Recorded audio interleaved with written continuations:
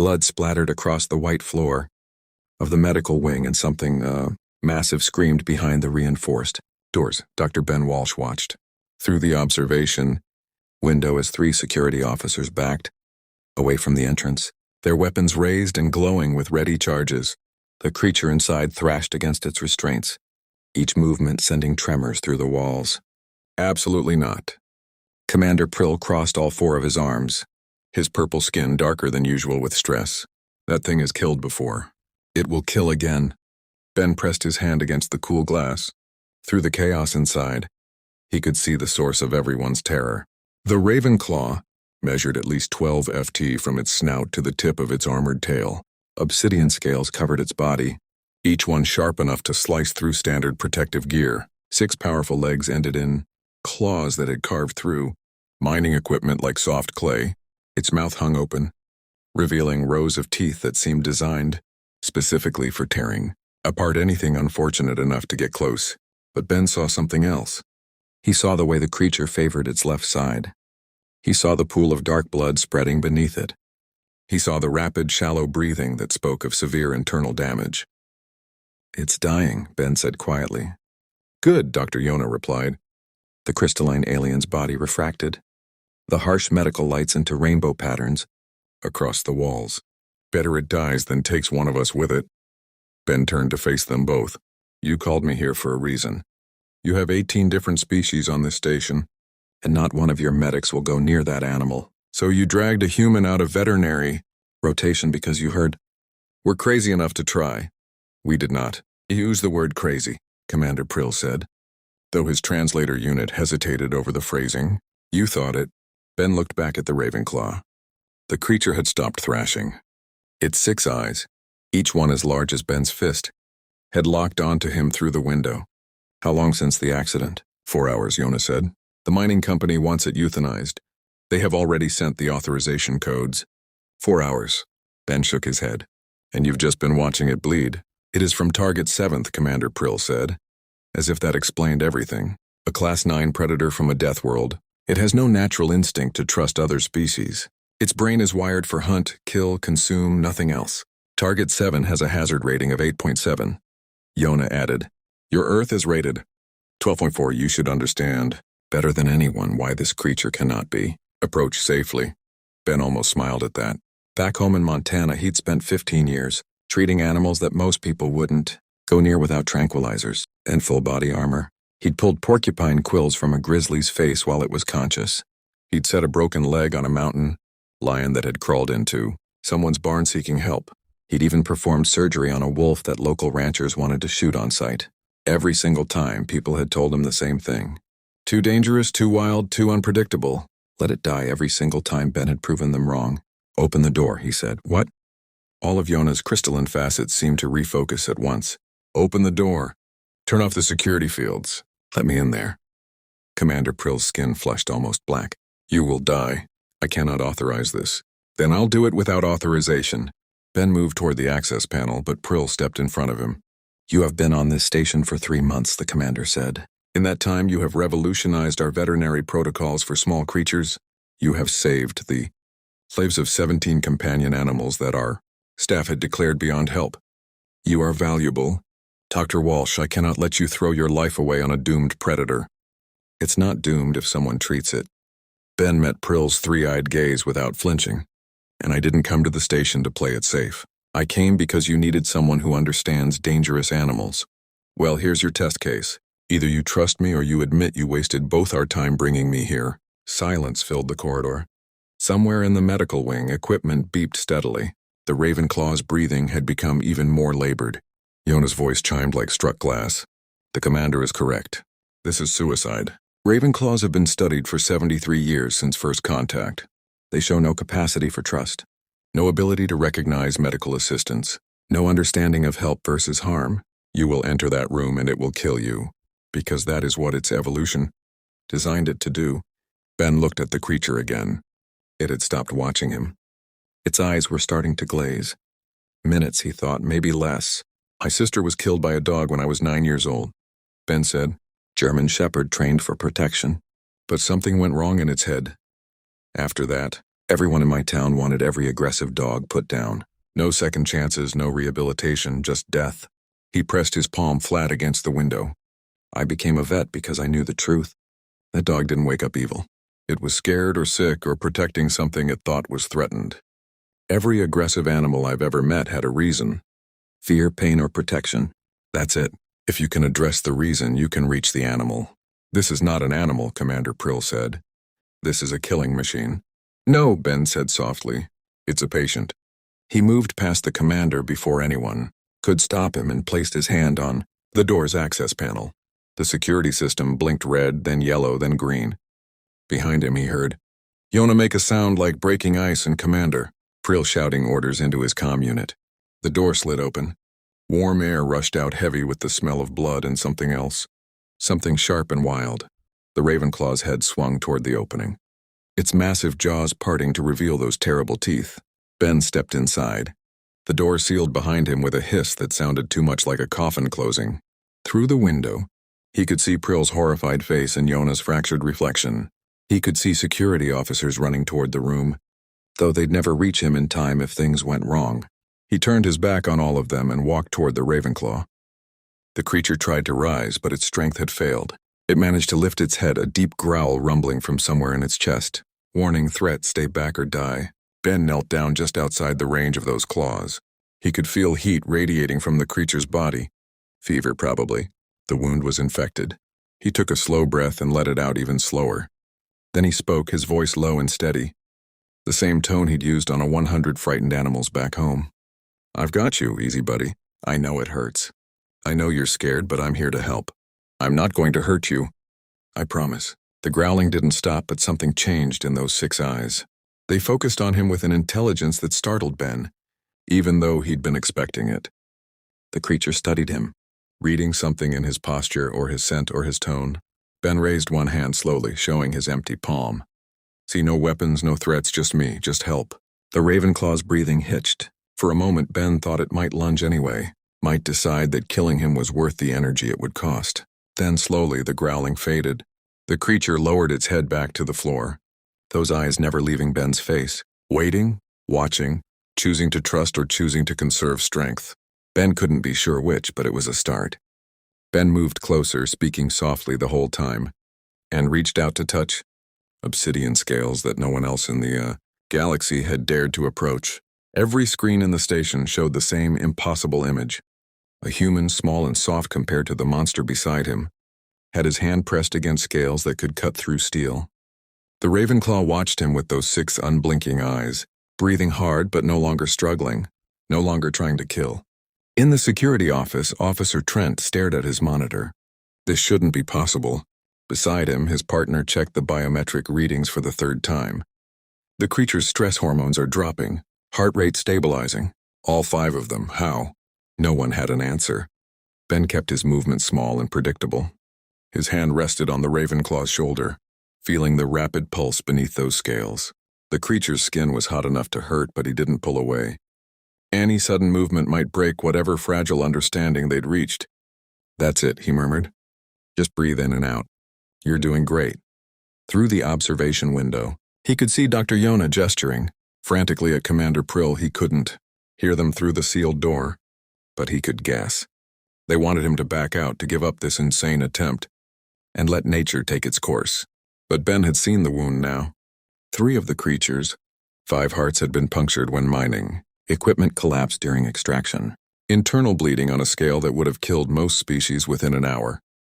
The fact that the Ravenclaw had survived this long spoke to incredible resilience. The fact that it was still conscious was a miracle. "I need supplies," Ben called out, not taking his eyes off the creature. "Medical kit, the advanced trauma package, and get me a schematic of Ravenclaw anatomy. Everything you have." Static crackled from a speaker near the ceiling. Commander Prill's voice came through tight with tension. "Dr. Walsh, the euthanization team is 3 minutes away. Please exit the room, so they can proceed with determination." "Not happening."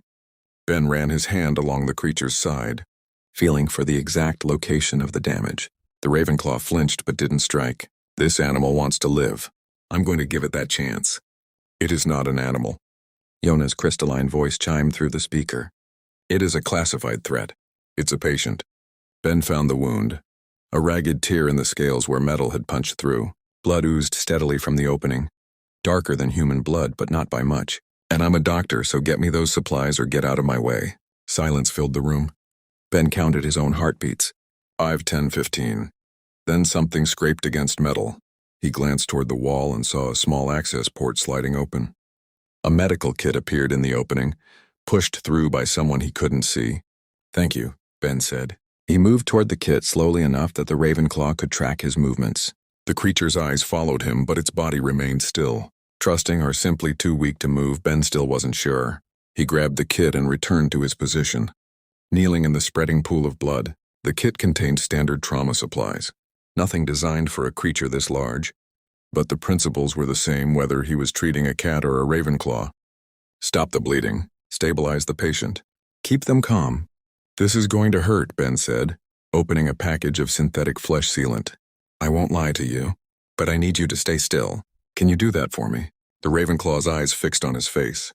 Ben had worked with enough animals to recognize intelligence when he saw it. This wasn't some mindless predator. Something aware looked back at him from behind those eyes. He pressed the sealant against the wound. The Ravenclaw's entire body went rigid. A sound like grinding stone came from its throat, but it didn't move. Didn't strike. Didn't do anything except endure. "Good," Ben said, working quickly. "You're doing so. Good.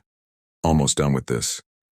The sealant bonded to the scales, forming a temporary barrier against further blood loss. Not a real solution, but it bought time. Ben's hands moved with practiced efficiency, the same motions he'd performed 1,000 times on 1,000 different creatures. Halfway through, something occurred to him. Back home, when he treated that injured wolf, he talked the whole time, not because the wolf understood his words, but because his tone carried meaning. Calm voice meant no threat. Steady voice meant safety. Quiet voice meant friend, not enemy. "You remind me of someone," Ben said, applying pressure to a particularly bad section. "Bear I treated once. Grizzly, maybe $800, beat eyes, got caught in an illegal trap and tore. Her leg half off getting free. Everyone said she was too dangerous, too far gone. Said I'd be stupid to try." The Ravenclaw's breathing had steadied. Was it listening or just focusing on something other than pain? "Took me 6 hours to patch her up," Ben continued. "She sat there the whole time watching me work. Never tried to bite, never swiped at me. She knew somehow she understood that I was helping." He moved to the next section of the wound. "When I finally finished, she stood up and just looked at me for a long moment. Then she walked away back into the forest. I never saw her again, but park rangers told me she survived. Had cubs the next year. Lived another 12 years before old age got her. The sealant work was done. Not perfect, but the immediate crisis was handled." Ben sat back on his heels and wiped blood from his hands onto his pants. "You're going to live too," he said. "I promise you that." The Ravenclaw made a sound softer than before. Not quite a purr, not quite a hum. Something between the two that Ben had never heard from any creature. Outside, faces crowded against the observation window. Ben could see aliens from a dozen different species, all watching with expressions he couldn't quite read. Fear certainly, but maybe something else too. Curiosity, wonder, hope. Dr. Yona's voice came through the speaker again. "Dr. Walsh, the biometrics have stabilized. Whatever you are doing appears to be working." "I'm just talking to a friend," Ben said. "That creature is not your friend." "It cannot be." Ben looked at the Ravenclaw, at those 6 eyes still, watching him with that strange intelligence, then explain why it hasn't killed me yet. No one had an answer for that either. The door suddenly chimed. Someone was requesting entry. Ben stood positioning himself between the door and the Ravenclaw. "Who is it?" "It is me," Yona's voice said, no longer filtered through the speaker. The crystalline alien stood just outside, their body refracting the hallway lights into fractured rainbows. "I am coming in to assist you. You said this was suicide." "I said it should be suicide." Yona placed a hand on the access panel. "But you have shown me something I did not think was possible. Perhaps there is more to learn here." The door opened. Yona stepped inside, their crystalline feet clicking against the floor. The Ravenclaw's head swung toward this new presence, muscles tensing beneath those scales. "Easy," Ben said to both of them. "Yona is a friend. They're here to help." The creature watched the alien approach, its body language screaming threat assessment, but it didn't attack. It waited, letting Ben guide the situation. Yona knelt beside them, their movements careful and precise. Tell me what you need. Ben allowed himself a small smile. I need someone to hold this scanner while I check the internal damage. Think you can handle that? I have performed surgery in zero gravity during a hull breach, Yona said. I believe I can manage holding a scanner. Fair point. They worked together in silence. Ben calling out readings while Yona recorded the data. The internal damage was worse than Ben had hoped. All 5 hearts showed stress. 2 lungs had partial collapse. The liver had a tear that was slowly leaking toxins into the bloodstream. This creature should be dead, Yona said quietly. Yeah, Ben agreed. But it's not. Which means we're going to fight like hell to keep it that way. The Ravenclaw's tail twitched. The only sign it was still conscious and listening. Outside, more faces pressed against the window. Word had spread through the station. The impossible human and his impossible patient. Commander Prill's voice crackled through the speaker one more time. Dr. Walsh, the euthanization team has been delayed. You have 1 hour before they arrive with proper authorization. Whatever you are planning, I suggest you work quickly. Ben looked at Yona. The crystalline alien looked back, their faceted eyes reflecting his own determined expression. Then we better get started, Ben said, reaching for the surgical tools. 6 hours had passed since Ben made the first incision. His hands were steady despite the exhaustion pulling at his muscles.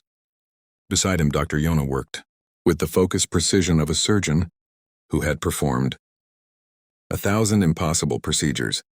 Together, they navigated the alien anatomy of a creature that should have killed them both by now. The Ravenclaw lay perfectly still. No anesthesia coursed through its veins because every simulation had shown the same result. The chemicals would shut down its hearts faster than the injury would. So they worked on a conscious patient, relying entirely on trust that shouldn't exist.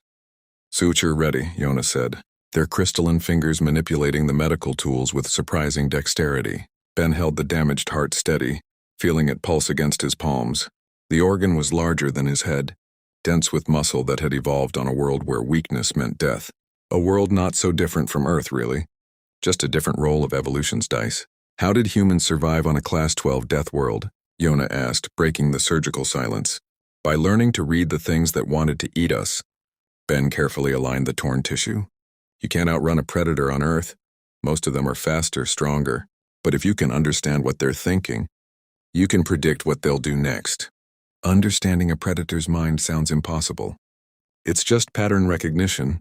He began the delicate work of repairing the heart tissue. Fear makes them defensive. Hunger makes them calculated. Pain makes them unpredictable. Protect something they love and they become unstoppable. Learn those patterns and you stop seeing monsters. You just see scared, hungry, hurting creatures trying to survive. The Ravenclaw's breathing hitched. Ben paused, his hands motionless, waiting. The creature's 6 eyes rolled toward him. And for a moment, Ben saw something flicker in that gaze. Recognition, maybe understanding. Almost done, Ben murmured. Hang in there, buddy. Outside the observation window, the crowd had grown. Ben could see aliens from species he didn't recognize, all pressed against the glass to witness what shouldn't be happening. Commander Prill stood among them, his forearms crossed, his expression unreadable. A young alien pushed through the crowd. Small, maybe a child by their species standards. They pressed their hand against the window, and Ben saw wonder instead of fear in those eyes.